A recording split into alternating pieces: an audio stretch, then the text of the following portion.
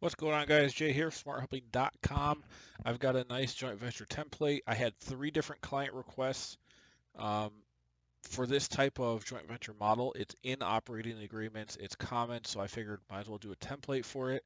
It's preferred return, simple interest, non-compounding. In the past, normally I've done joint ventures with IRR hurdles, which is completely different from a simple interest hurdle. I've also done a preferred return with a single hurdle, but this is different. This is saying, up to a given simple interest accrued return, how is cash split? And we've got 3 hurdles here. This is a really nice template because you can just copy all this logic into whatever model you're using and just fill in the top section here for available cash flow, investor or LP contributions, LP equity repayment, GP contributions, GP equity repayment, and it just all flows off of that. So let's talk about the waterfall a little bit.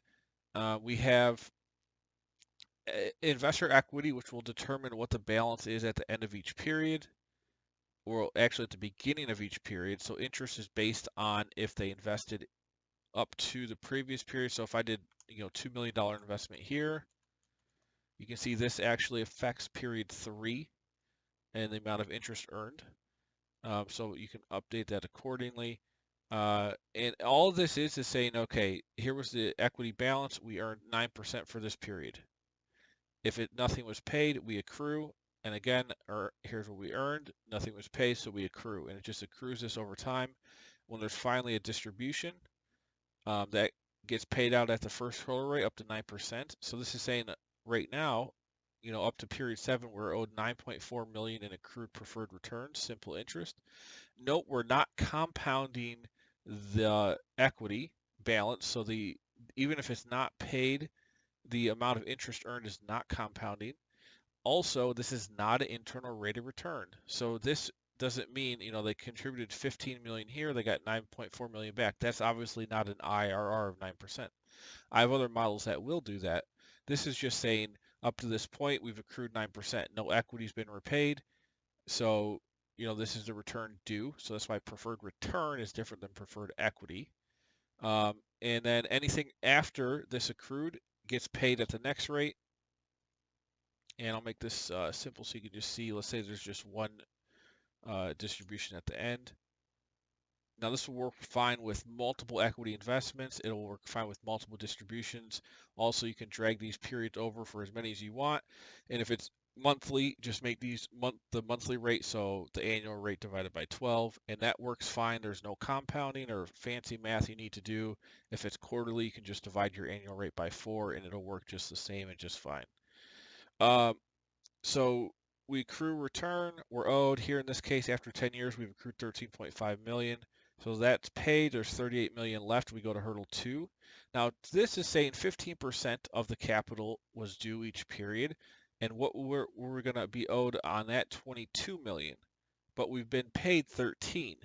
So now for tier 2, 15%, we need to be paid the difference to get to the next hurdle, and that would be 9 million. And you can see that math happening here at 9 million. So that's paid. GP gets a share based on these rates, and then we go on to the next hurdle. Here's remaining cash.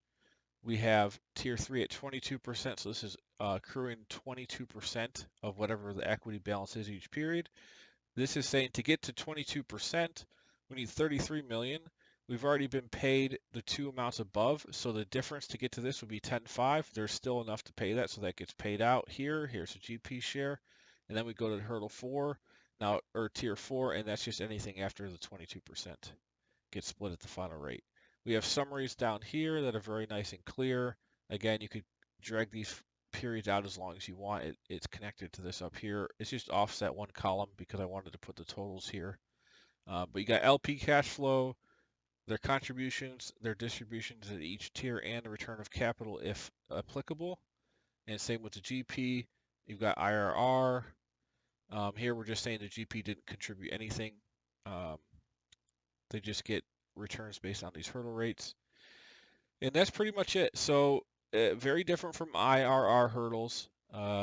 It's simple interest in this case. It is used a lot.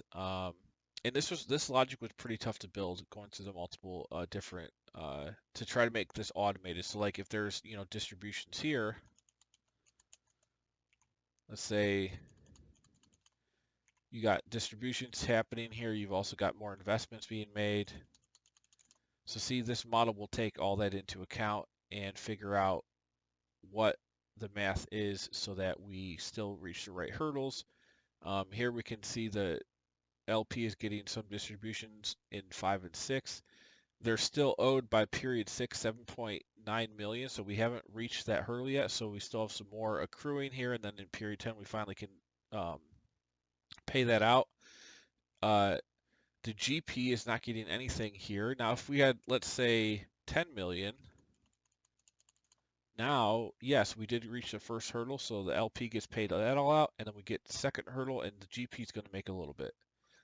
But now we go back to period 7. There's no distribution, so we're back up to tier 1 for the LP, and that's still got to be paid out at whatever's accrued first, and then we move. So you see the GP is not getting anything until we get that fully cleared off for tier 1 and go down through for tier 2, 3, and 4 for the LP. And then here's the GP's resulting share based on these percentages. So yeah, it's very flexible. It's designed to just fit a general use case, anything situation where you have equity invested in period 0 or over time and distributions happening over time with these simple interest accruals. Let's see, anything else we need to talk about here? This will be included in the joint venture bundle that I have, as well as the real estate bundle. I'm going to put it in both, and there'll be no increase in price on that. This template is just 45 bucks. If you're a consultant, you can definitely use this. And trust me, it's very valuable. Very valuable. Like I said, I had 3 different customers in the past couple weeks asking for this, and it's worth a good amount to use. And it's all accurate. Everything's checked. You can see our checks are down here happening with all the math, and it's very clear what's happening and how the cash is split up until each hurdle, as well as what each hurdle means. So I guess that's about all I got for you. Check it out. Link is in the description box below to get the template. It'll be available immediately after purchase. I'll also post it to other vendor sites.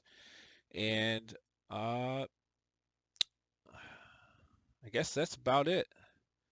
That's about it. Really cool. I love this logic. It was very hard, but it was fun to build. I'm happy that it works great. So enjoy. See you on the next one.